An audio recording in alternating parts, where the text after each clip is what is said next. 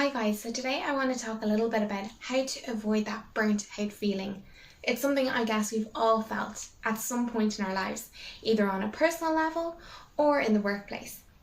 And in order to avoid it, it's really important to be aware of two words that often get confused, and that is empathy and compassion. Both of them feed into that black and white thinking. However, compassion is more forward thinking. Let's explain empathy. Empathy is where I guess you step into the shoes of somebody else and you feel what they're feeling, those emotions. And more often than not, it's those negative emotions that can make us feel burnt out and drained. From a managerial point of view, this can have us getting stuck in a rut and not being able to think through situations or obstacles and feel fuzzy brained.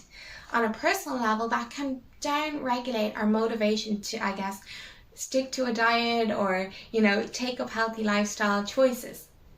However, if we use compassion in this scenario, compassion brings in that level of empathy, however, at the same time coming from a place of help, in a want of betterment and being able to be more forward thinking. So if we can use compassion alongside empathy, we're in a better position to avoid burnout and be more forward thinking. It's really important both on a psychological and, of course, a physical level. We've got a part of our brain called the habenula, and the habenula counts the amount of times we classify something as a failure. You know that feeling where I guess you haven't necessarily succeeded or got closer to your goal, but something hasn't necessarily worked out?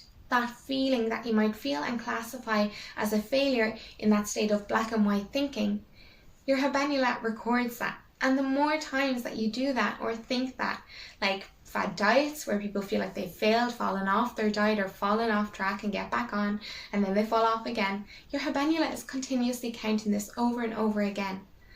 And it leads to a lack of want and willpower and motivation to be trying again and motivated to try again. So it's really important that we use an iterative style of mindset.